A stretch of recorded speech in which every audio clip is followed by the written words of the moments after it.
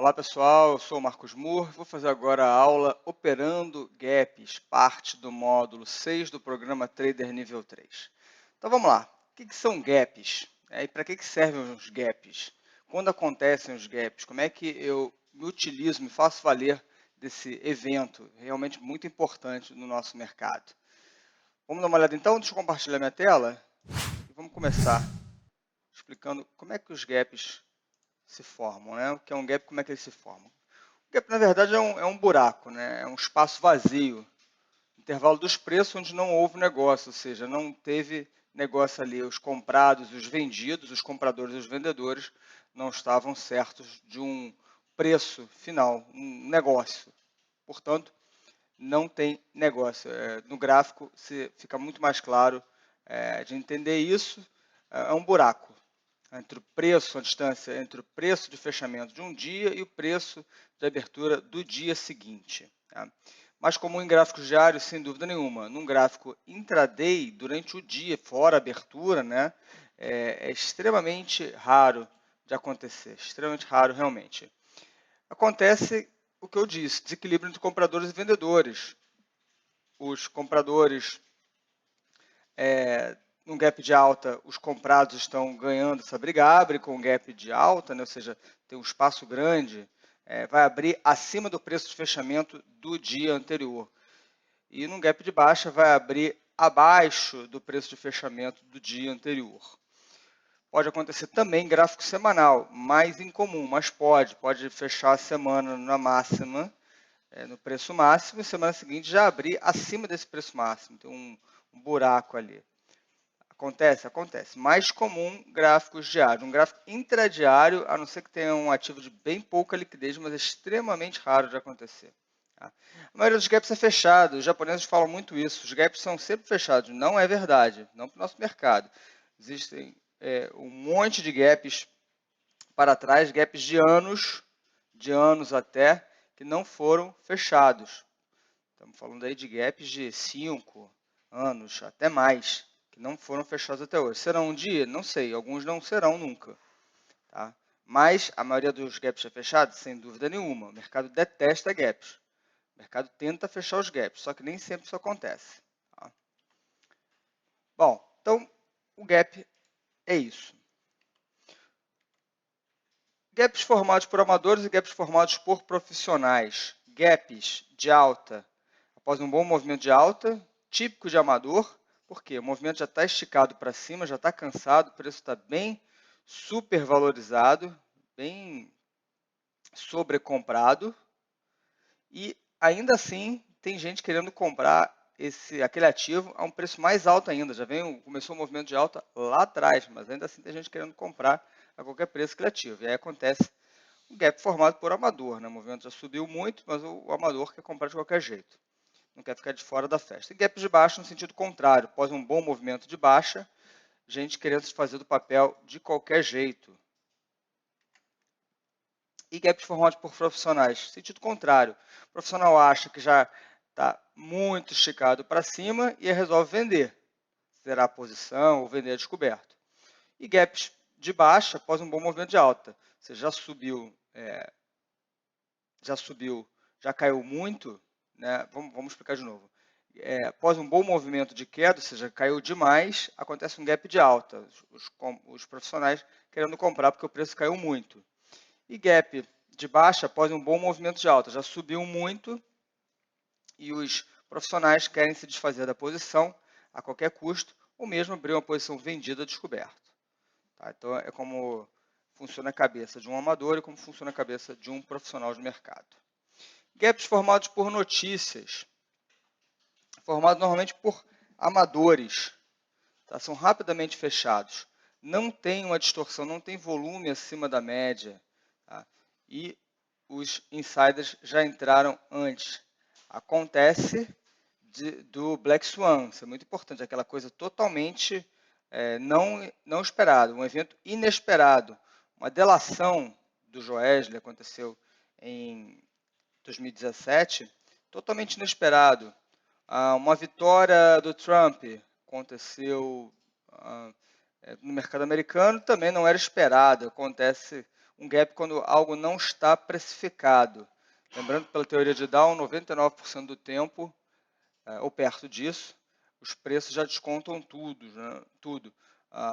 Eventos não descontam eventos catastróficos, guerras, alguns eventos realmente que não eram esperados, como esses casos que eu mencionei. Então, quem é profissional, quem tem informação privilegiada, insider no sentido, não no sentido pejorativo, negativo, de algo ilegal e ilícito, mas sim quem tem informação de bom nível. Já entraram antes, já souberam antes. Aquilo que eu gosto de explicar sempre, principalmente para quem está começando, é muito difícil competir com um analista de um grande banco, de uma grande corretora, de uma grande asset. A pessoa só cobre um setor específico, então fala com todo mundo dentro daquela empresa e do setor. Dificilmente um balanço vai surpreender. Dificilmente alguma compra, alguma fusão, uma coisa vai surpreender essa pessoa. Então vamos lá. Época eleitoral, um grande gap. Não era esperado esse o resultado da eleição ou uma pesquisa eleitoral, mas notem que já vinha caindo antes, 1, 2, 3, 4 candles de queda, a gente já estava imaginando isso. Imaginem de novo que uma asset, uma grande gestora, um grande banco de investimentos paga pesquisa de opinião, paga um Datafolha, um Ibope para ter isso, né? Isso é um ganho bilionário. Então já saiu da posição bem antes. E aí, se você saiu daqui, você pode recomprar aqui, pode comprar aqui embaixo, operar contra o gap. Nota que o gap foi facilmente fechado. Tá? No próprio índice, né, índice futuro. Isso aqui é gap formado por amador, pelos desesperados. 3.500 pontos é muito ponto, é um gap realmente gigantesco. Tá? Como é que, só explicando um pouco mais de formação de gap, os gaps acontecem normalmente quando existe algum evento com o mercado fechado. Né? Então, a gente pode ter um dado lá fora, um mercado asiático que funciona num tempo diferente do nosso, algum indicador, alguma notícia que saiu com os mercados fechados, divulgação de balanço sempre com o mercado fechado. Tá? Então, essas coisas acontecem com o mercado fechado e acabam produzindo os gaps. Tipos de gaps. Gap diária, fuga, medida, exaustão. Gap diária ou gap comum acontece no meio de congestões, no meio de lateralizações, congestões, nada demais, não dá para aproveitar esse gap. Gap de fuga, o gap mais relevante que tem é um break,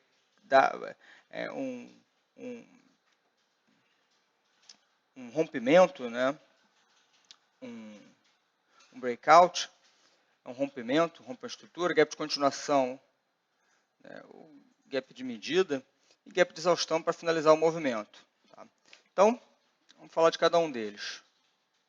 Gap diária é o gap comum, aquilo que eu falei, no meio de congestões, sem volume acima da média, não rompe nenhuma estrutura, gap que não dá muito para usar, tem que perceber que ele vai ser fechado rapidamente e não tem muito como se aproveitar desse tipo de gap. Gap de fuga é o mais poderoso, não fecha rapidamente. Acontece em rompimento de suporte, em rompimento de resistências ou padrões gráficos no ombro, cabeça a ombro, num triângulo ascendente, num triângulo descendente, num mastro bandeira. Então, segue direção do movimento, define a direção do movimento seguinte. Se é um gap de baixa, o movimento seguinte tem uma chance enorme de ser baixista. Se é um gap de alta, o movimento seguinte tem uma chance enorme de ser altista. E pode vir acompanhado de volume. No caso aqui, 2 gaps no mesmo ativo, CESP. Um gap de baixo, nota que já tinha gente sabendo, já tinha gente vendendo a descoberto, mas aqui o gap de baixa sobe um pouquinho, depois volta a cair. Volta a cair. Pressão vendedora muito grande para fechar o gap.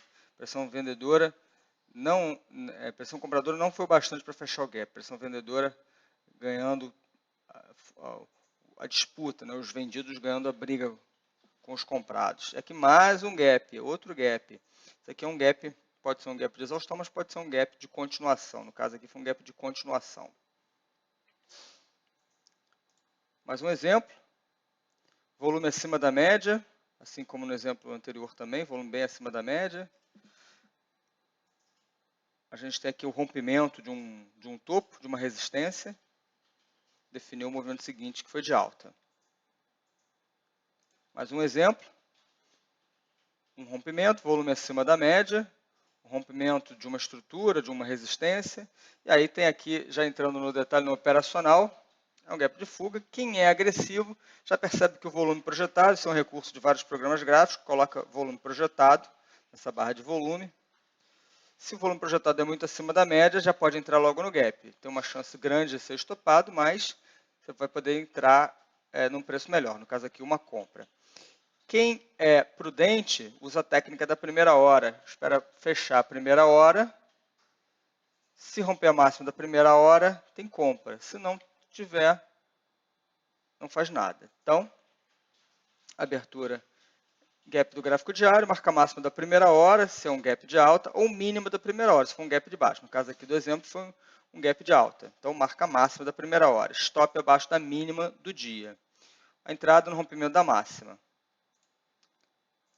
Aqui mais um exemplo desse mesmo ativo, só que descendo para um gráfico de 60 minutos. Marca a máxima, abriu com gap de alta, marca a máxima da primeira hora, no candle seguinte rompeu, no segundo candle rompeu a máxima do primeiro, dando entrada. Stop abaixo da mínima do dia ou até no fechamento do gap. Duas possibilidades. Aqui tem um gap de baixa. Abriu com um grande gap de baixa, volumaço gigantesco, né? Marca a mínima da primeira hora, quando perdeu a mínima da primeira hora, tem venda.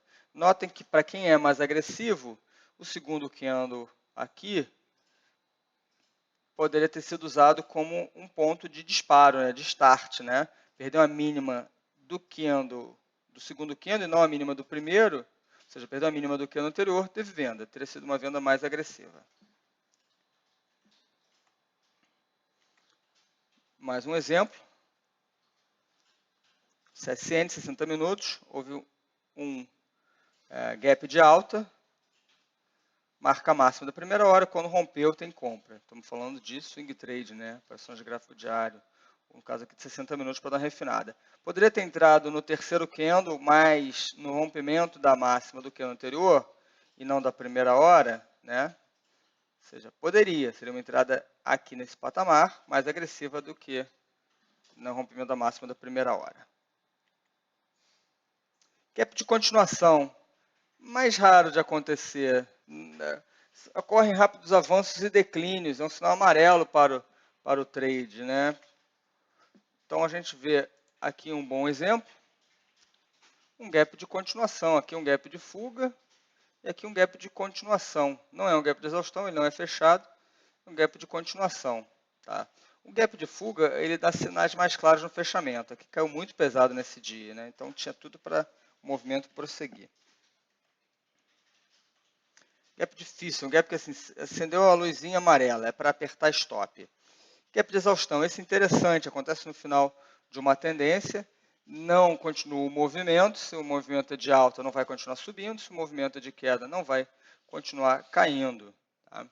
Acontece também uma congestão em seguida e o gap é fechado rapidamente. Exemplo aqui, gap de baixa, de exaustão, não é o gap de fuga não, o movimento já tinha começado. É um gap de medida, gap de continuação, poderia ser, mas teve uma congestão aqui, depois veio fechar o gap. Nota, inclusive, que abriu esse dia com gap de alta.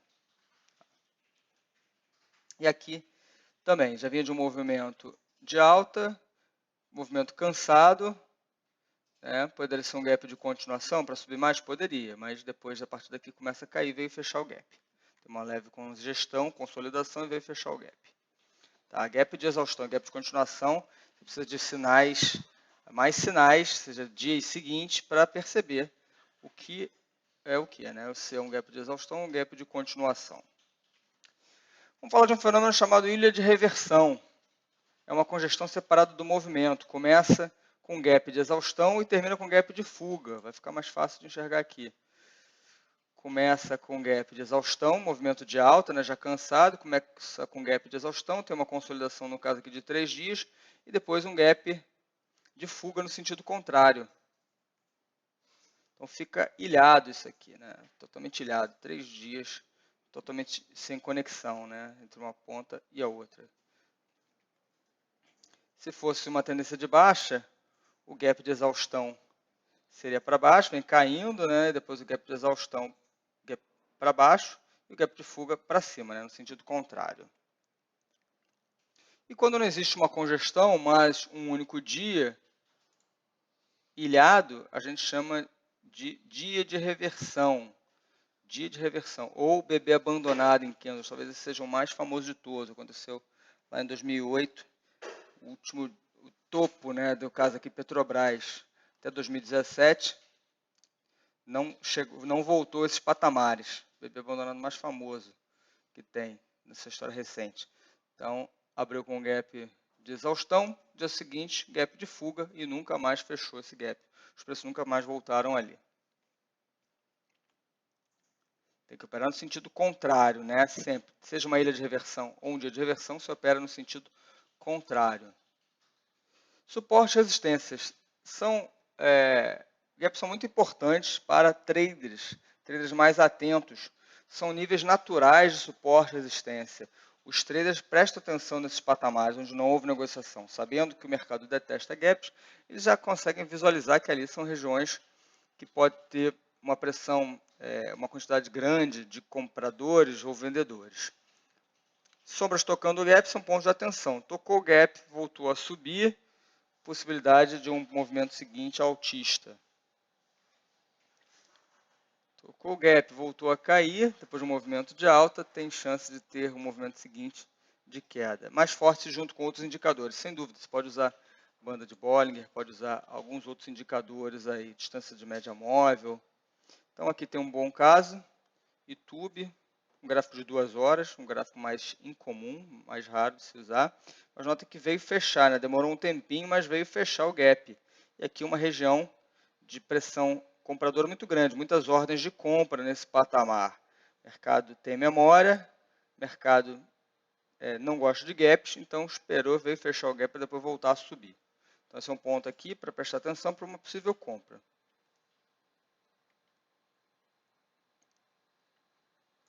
Mais um exemplo, abriu com um gap, deu uma congestionada, veio buscar esse gap, veio fechar o gap. Posso colocar já uma ordem de compra aqui nesse patamar, uma ordem limitada? Pode sim. É uma forma mais agressiva. O que você pode fazer também é esperar fechar o gap e formar um candle altista, que foi o que aconteceu. Então a entrada agressiva seria aqui, no próprio fechamento do gap. A entrada mais cautelosa seria aqui no dia seguinte, quando esperou formar, no dia anterior, um candle altista, no dia seguinte rompeu o máximo.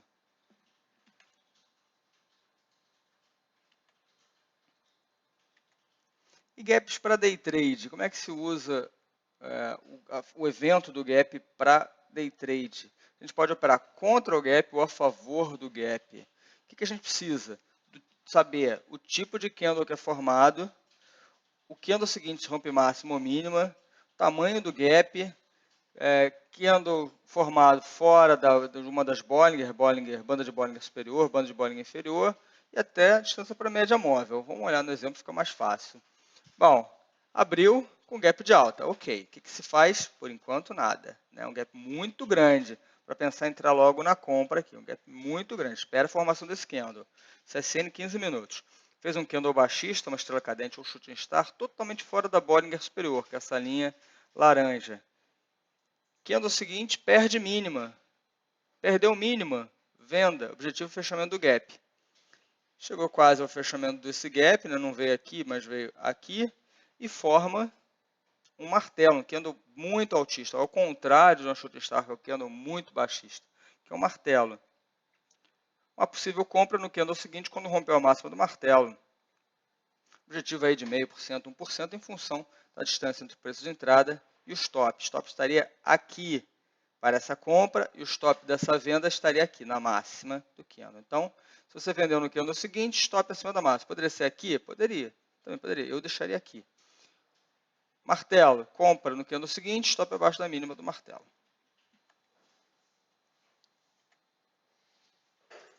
E mais um exemplo. Esse aqui operando a favor do gap, ao contrário do exemplo anterior, quando a gente operou contra o gap, aqui é a favor do gap. Notem que bandas de Bollinger estreitando, forma uma boca jacaré. Primeiro candle totalmente fora da Bollinger inferior, tá? Mas não é um candle baixista. O candle seguinte não rompe a máxima do anterior, mas sim perde a mínima. Este candle aqui perde a mínima do anterior. Entrada interessante, operando a favor do gap e não contra o gap. Porque esse gap, primeiro gap aqui, primeiro candle após um gap de baixa, não é um candle altista, é um candle baixista, e o candle seguinte perde a mínima e não rompe a máxima. Ok? Bom, portanto, foram as formas de se operar gap mais interessantes, explicações sobre o que é um gap, tipos de gaps, algumas outras figuras mais incomuns, como ilha de reversão, dia de reversão, gaps como suporte e resistência, e gaps que podem ser usados no day trade. Então, resumindo a aula, importante identificar que tipo de gap, focar em gap de fuga para entradas, focar em gaps de exaustão para saídas.